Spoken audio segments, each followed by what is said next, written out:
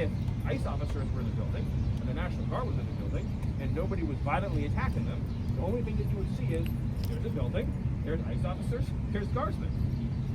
The violence is entirely rioters choosing to show up and wage violence at a specific federal building.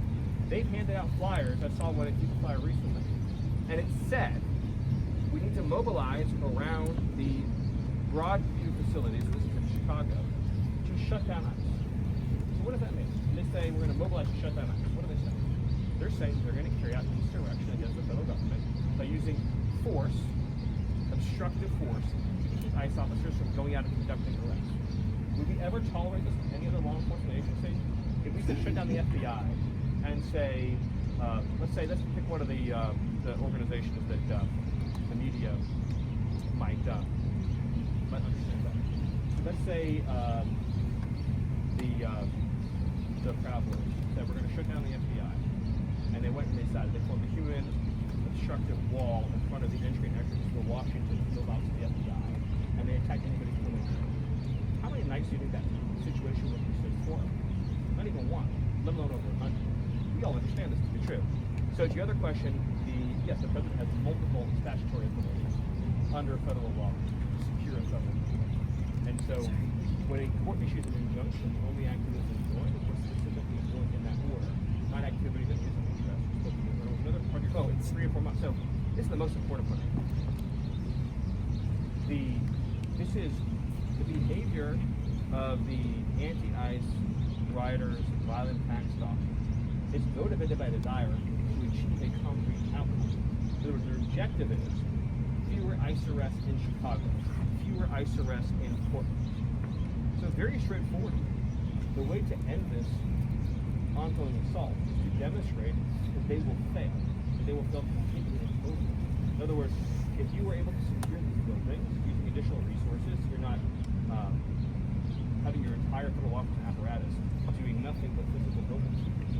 You're able to use the National Guard to secure these buildings and free up your ICE officers and your FBI agents and everyone else to go out and do enforcement in the community, to go out and find dangerous predators in the community. You will demonstrate very conclusively, as with in Los Angeles, by the way, that all your riots and violence will get you is more deportation. That has happened in Washington, D.C. Well, that has happened in Washington, D.C. Has it not? And yet the men and women of the National Guard remain here in the streets instead of being at home. It's a great example, but not a good Well, American cities become military training grounds. But why? But I think that's where, if you're a democratic city, you're looking at Washington, D.C. and saying, right, they complied, there is no mass protest, and the crime, President Trump said it's a crime-free city now, so why are the National Guard remaining? And that is why there is such an affront. You're adjacent to a Well, American... The reason why there's peace and calm in the city is because the criminal elements understood that their criminal activity will not achieve their desired outcome. That's the most important point. So you support them remaining in the streets of these American cities, long term? Here in Washington, D.C., the National Guard that John Fetterman was in is one of the most one of those ever happened in the city. It means you can go out to the National Mall and not have to worry about being attacked. But the other thing But you support them in American cities long term? The National Guard deployment is part of a cohesive public safety operation, like in D.C. and like in Memphis, is an extraordinary blessing. The tragedy that I see is So you support them in American cities long term? I answered the question before that I did. The tragedy that I see is when you have a 6-year-old boy, as happened recently, whose killer, who stabbed him in the head with a knife and blunt, got released from jail on good behavior. The tragedy is when you try to murder Supreme Court justice and you're out of jail in 8 years.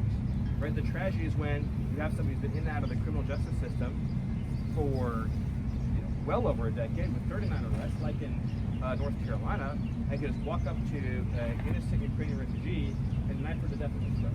That's the thing that gets me upset, and that's the thing that gets the American people upset. And the second thing to your question is, putting people in jail who are committing this terrorist activity is the number one most important thing. But What about you the military? believe that over the next 3.5 years, that military in American cities, sure, but I am understanding that to be accurate. Stephen, last week, Director Vogt paused infrastructure funding in New York City, the subway, the Hudson River Tunnel, and then he also paused funds in Chicago. They were connected to DEI, but I mean, can we expect, for one, is the administration going after infrastructure projects in Democratic-led cities, and are there other cities that the administration is monitoring It's a great right now? question for Russ. No, I'll do two more. Stephen, what's your right? So just to be clear here, will the administration abide by the judge's ruling? And then also, can you just clarify, is the administration actively looking into other legal avenues to deploy the National Guard? Okay. I know you don't want to get into specifics. So, yes, the administration is going through the appellate process to obtain relief from the ruling, just as we did in the Ninth Circuit in California. And at the same time, we're availing ourselves of all available options, and we'll examine them. All right, I get you two more questions. Financial. What about the you other want to see military? Maduro out of Venezuela? What's next there? I'd really like to add to that, other than what the Attorney General and the Secretary of State have said, which is that there's a $50 million bounty that has been placed on Maduro in connection to his indictment as a narco-terrorist drug trafficker, and he needs to be brought to justice for the crimes for which he was convicted in an American court. Venezuela is run by a drug cartel that is guilty of not only flooding our nation with TDA and other foreign terrorists, but of course helping to kill hundreds of thousands of Americans with deadly drugs. What about military and other the shutdown?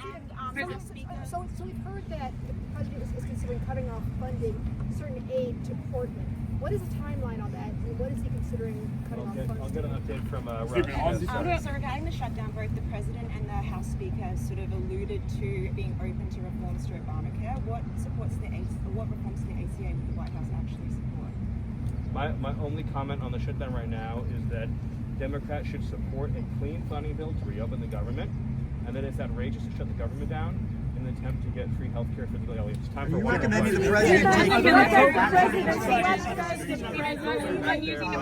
You called a legal ruling legal insurrection. Are you recommending the president take action against judges whose rulings he disagrees with?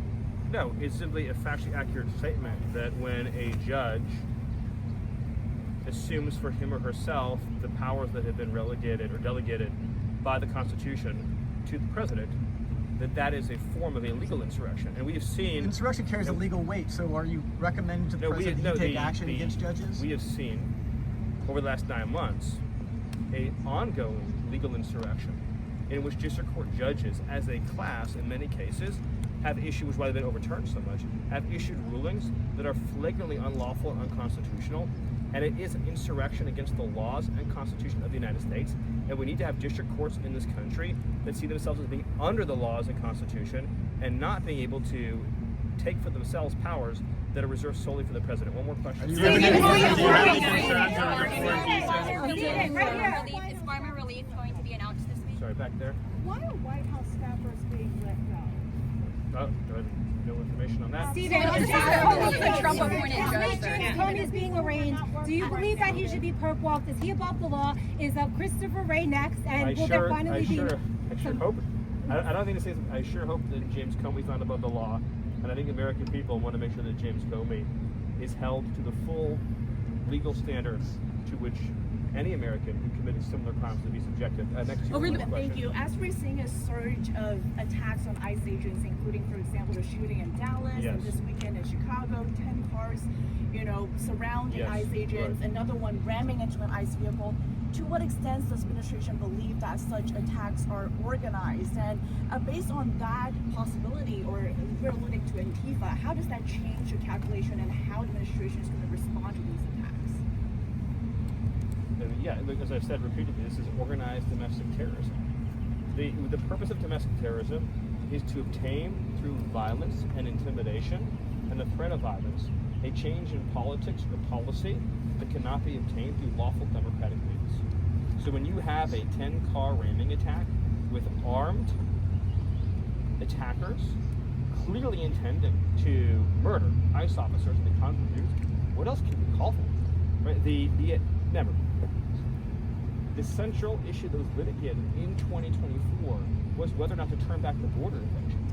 Americans voted to send the illegals home. The invasion that took place was one of the greatest crimes that has ever happened in the history of this country. And now that ICE officers are simply trying to execute on the mandate of the last election and the laws that were passed by Congress, they have been the victims of an unceasing campaign of violence and intimidation and terrorism. As Secretary Noem said, there are now bounties on the heads of ICE officers. They have to shield their families' identities at school and in public. They're being constantly doxxed and threatened with assassination. Again, we're just days from an attempted mass assassination of ICE officers at an ICE facility. And the response to that has been to try to, for example, in Chicago, to try to prevent ICE officers from being able to enter key parts of the city to conduct their responsibilities.